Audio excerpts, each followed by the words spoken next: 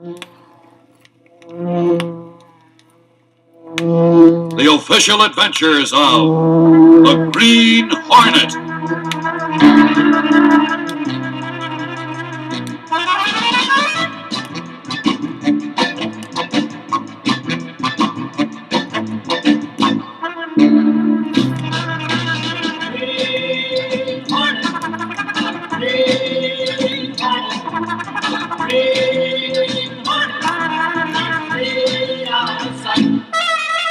Britt Reed, daring young publisher of the Daily Sentinel, matches wits with the underworld in his disguise as the Green Hornet, battling against clever criminals who operate within the law, racketeers who cannot be reached through police or legal methods.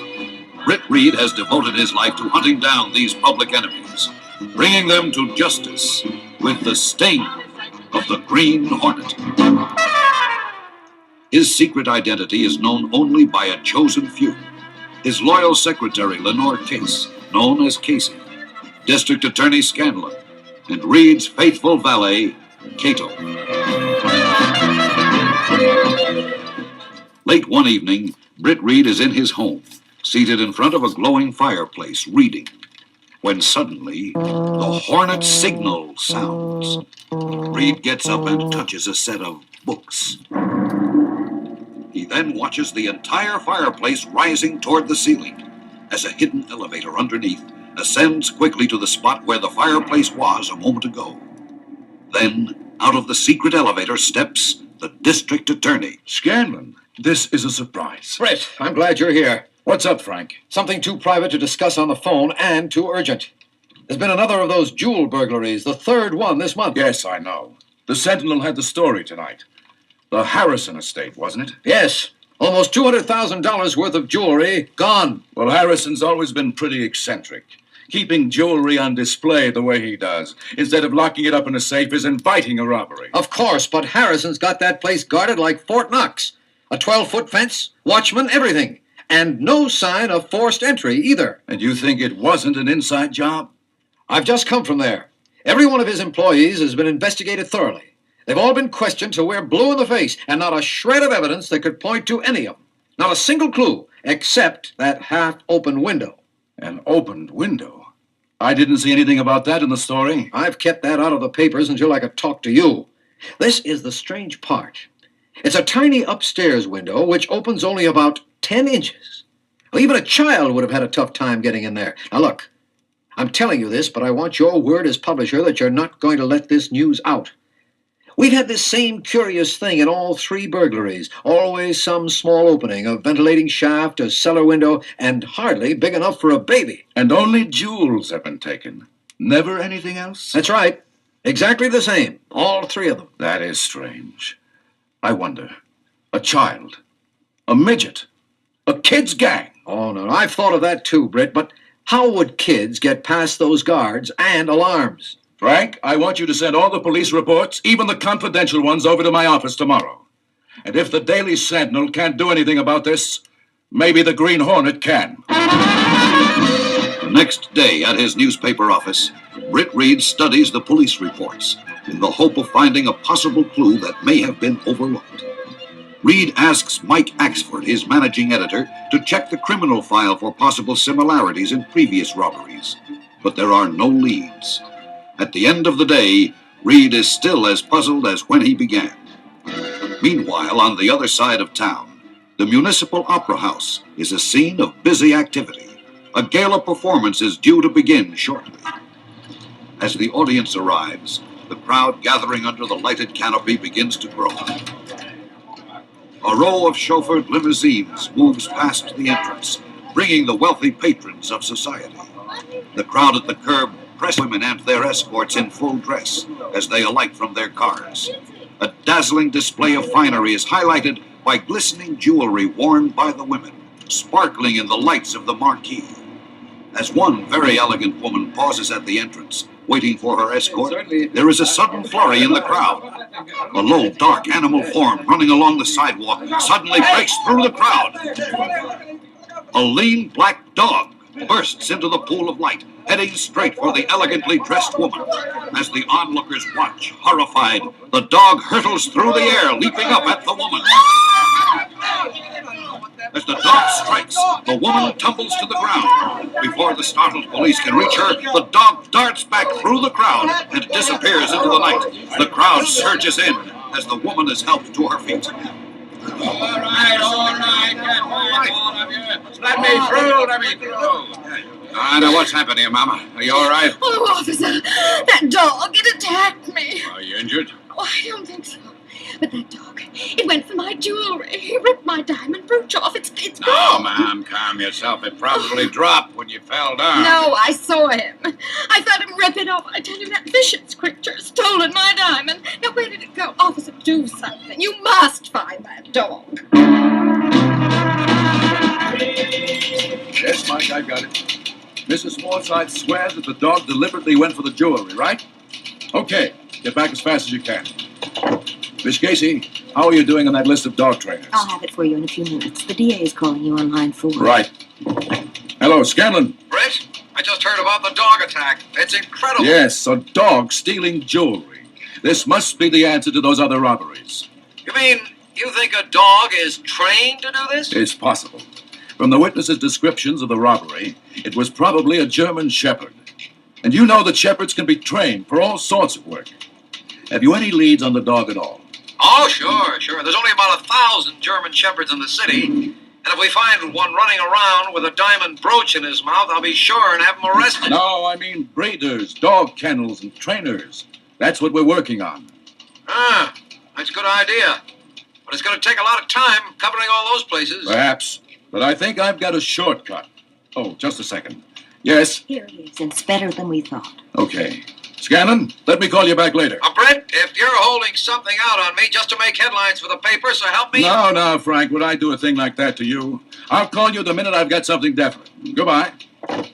All right, Miss Case, let's hear it. Well, we did what you suggested. Went over the list of dog trainers and breeders who handle German Shepherds with your friend at the Kennel Club.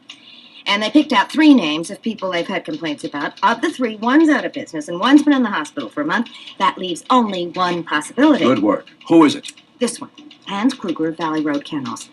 Your friend at the Kennel Club says he's a brilliant trainer, but he got into trouble a few years ago with phony pedigree papers, and they've heard nothing from him since then.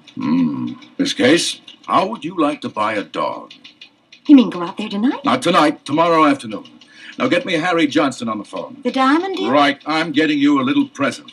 A diamond bracelet. Mr. Reed, what are you talking about? Don't get nervous. You're just going to borrow that bracelet for a few hours tomorrow. But it has to be the genuine article. Well, don't stand there staring at me. I thought you liked diamonds. Now get going. Next day, in Britt Reed's office, Casey is getting a last-minute briefing on Britt's plan of action. Okay, now let's go over it once more to be sure. You've got an appointment with Kruger in 2 hours, right? Yes. I'm supposed to be a Mrs. Daniel Wilson, and because my husband is away a great deal, I want to buy a very good trained dog, probably a shepherd, to use as a guard dog. Right. Now, if he is our man, he probably won't show you any of these specially trained dogs. So you've got to try and talk him into it. Offer to double the price. Let him know money's no object. Now, you have the bracelet in your purse. Yes. And when I get near any of the trained dogs, especially a shepherd, you want me to let the dog get a good look at the diamonds and see his reaction. Right. But try not to let Kruger know what you're doing. If my guess is correct, he somehow managed to train one of his dogs for a strong sensitivity to jewelry, especially diamonds, and to retrieve them for him. But I still don't understand one thing. Couldn't Scanlon or the police confront Kruger's dogs with jewelry like we're doing? Don't forget, to all appearances, he's probably running a very legitimate kennel. They'd need a search warrant to examine all the dogs, and with any warning like that, he might be able to hide the animal or do away with them. Now, I'm hoping to catch Kruger off guard. You've got to keep your eyes open. Try and see all the dogs, but don't take the bracelet out until you're near a German Shepherd, one with a dark coat, and above all, try not to let Kruger see what you're doing. Now, if you do get a reaction from the dog, draw Kruger's attention away to another dog. Leave a deposit or something. Get out of there as fast as possible and call me. I'll be waiting for your call. Have you got it? Yes, Mr. Reed. Okay, then get going. And remember, Miss Case, the man may be dangerous. And if he seems at all suspicious, make some excuse and get out of there fast. I don't want you taking any chances. Good luck. Within the hour, Casey arrives in a taxi at the Valley Road Kennels. Introducing herself as Mrs. Wilson, she meets Hans Kruger, a short, bearded man in a corduroy suit. Kruger shows her through the kennels, but Casey rejects all the dogs she sees. Finally, But, Mrs. Wilson, I have shown you every dog that would be suitable. This last one here, this young Doberman, he's extremely bright. And in a few weeks, I can train him to respond to voice or visual commands perfectly. Mr. Kruger, you simply do not understand what I've been saying. I don't want a dog in a few weeks. I want one now. I want some protection in my house. I came here because you were recommended as one of the best trainers in this region. Now, surely you must have a fully trained dog, perhaps even one of your own. Ah, my dear lady, I would like to help you, but I have shown you every dog I have. No, you haven't. I hear some other dogs in there behind that door marked private. I haven't seen any of those. No. Those are not for sale in there. You understand? They do not belong to me. I am boarding them for customers. But they are trained. Yes, but you see... I should like to see them anyway. If I make the price attractive enough, I'm sure you might persuade one of your customers to part with one. Ah, that is generous, but... the telephone. I'm alone here today. You must excuse me. Please, Mrs. Wilson, wait right there. I will be only a moment, and we may yet reach some agreement.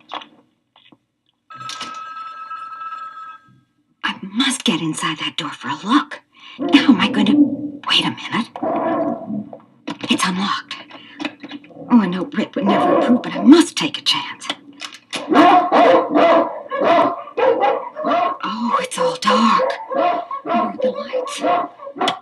There, that's better. Shh, easy. Easy, boy. Attaboy. Good dog. But you're not a shepherd. Let's see. Oh, there.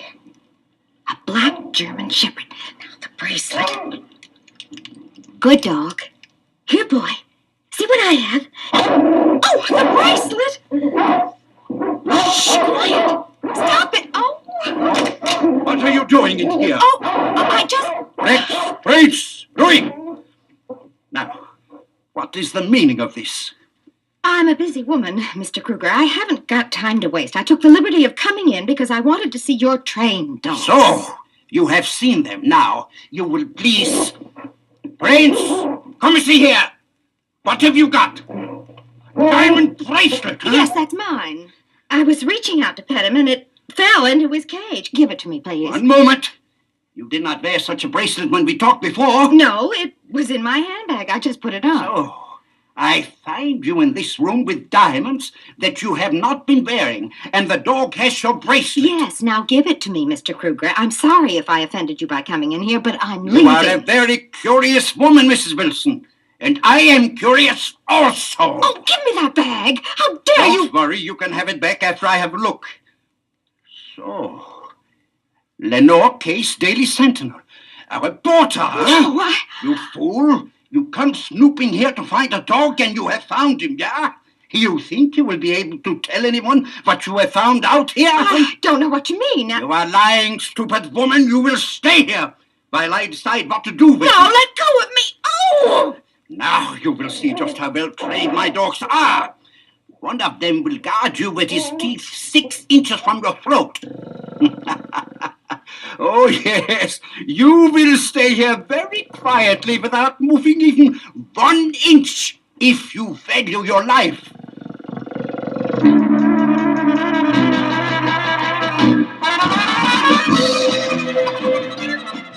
Unaware of the desperate situation that Casey is in, Britt Reed has been pacing his office at the Sentinel, impatiently glancing at the clock as the afternoon fades into evening.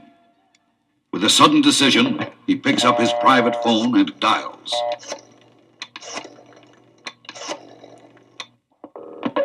Hello? Hello, Cato. Yes, boss. Casey's run into some kind of trouble out of that kennel. You think this man, Kruger, has done something with Miss Case? I don't know, Cato. It's all my fault. I should never let her go out there alone. Now listen, have Black Beauty ready to go in 10 minutes. There's something very wrong out there. And it's time the Green Hornet paid Kruger a visit. Minutes later, as darkness closes over the city, in the garage beneath Britt Reed's house, Cato, wearing his dark uniform and mask, presses a button in the wall. Reed's convertible and the floor beneath it begins to revolve. Swinging around in its place comes the sleek Black Beauty. Entering from another door, moving swiftly to the black car, comes Britt Reed, dressed in his guise as the Green Hornet. Everything ready, Cato? The Hornet sting? Yes, here it is. And the gas gun. Good. Let's go. As Black Beauty roars into life, Cato presses a button on the dashboard. A wall slides open, exposing the secret garage entrance. As the car moves out through the passageway, it heads straight for the back of a huge billboard. Cato presses another button, and the billboard swings open as Black Beauty passes through, roaring off onto the highway.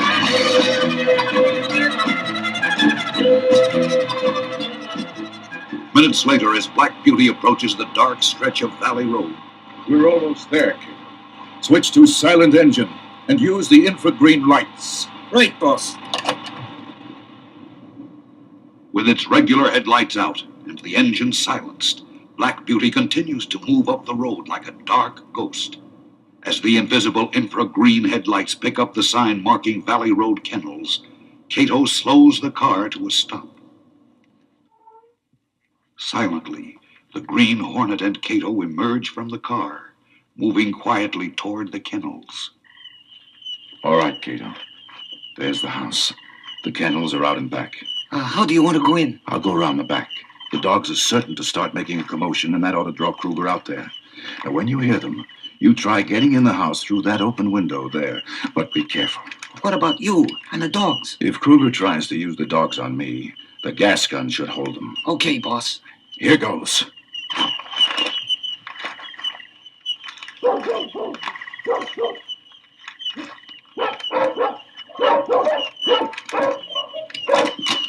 Who's there? Back and see. Shh.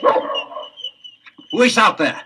Is that you, Kruger? Who speaks? Who is that? There's nothing to worry about, Kruger. I just want to talk to you. The Green Hornet. What do you want here? First of all, some information.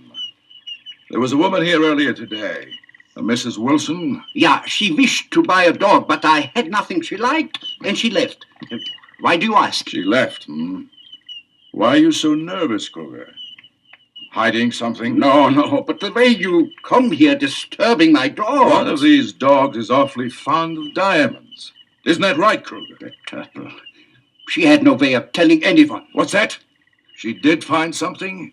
It was one of your dogs, Kruger. What have you done with her? Where is she? No, stay back. You will not get me. Talk, Kruger, and fast. You are clever, Hornet. You have discovered my secret, but you will not put me in prison. Now I show you. Prince Rex. Stop, Kruger! Never see. Take him. Stop them, Kruger, I warn you. They are good dogs. They will tear you apart. Sorry to disappoint you, Kruger. No, the dogs. But you will not get me. Boss, are you all right? Yes, get Kruger. Stop him. Hold it, Kruger. Get back. Don't try to stop me. Look out. He's got a gun. That's okay. I got something for him. A little kung fu. Drop it, Kruger. My arm. That's better. Now try this one. Good work, Cato. Did you get Casey? Yes, she's okay. I'm right here. Am I glad to see you? What happened? Oh, just like you said, I found the German Shepherd, but Kruger caught me. He put me in some kind of a lab with strange lights, and he set a dog to keep guard on me. I couldn't move. I was terrified. And just now when Cato broke into the lab, the dog went for him, but someone whistled outside, and the dog ran out. I heard all that barking here, and you... Are you all right? Yes. The gas put the dogs to sleep for a while. And Cato put Kruger to sleep for a while. Right. Now let's get into the house. I've got a few calls to make.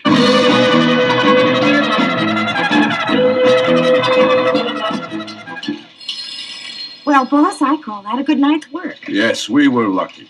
Scanlon, can I see a copy of that confession again? Here you are. Once we checked on Kruger's background, it all fit into place. He was a brilliant animal behavior scientist in Germany before the war, wasn't he? Right. And when he came to this country, he couldn't get security clearance to continue his work. He was very bitter being reduced to running a kennel. Finally, he just started taking his revenge out on society. But he sure picked a clever method. That lab I was in, is that how he trained the dogs? Yes. We don't completely know how yet. With a system of light refraction, he was able to sensitize the dog to recognize real jewelry. And training it to retrieve was no trouble at all for Kruger. Well, Britt, thanks to the Green Hornet, Kruger is safely under observation in police hands. And the Sentinel got another exclusive. There's only one thing I'm unhappy about. What's that, Miss Case? I had to return that diamond bracelet you bought.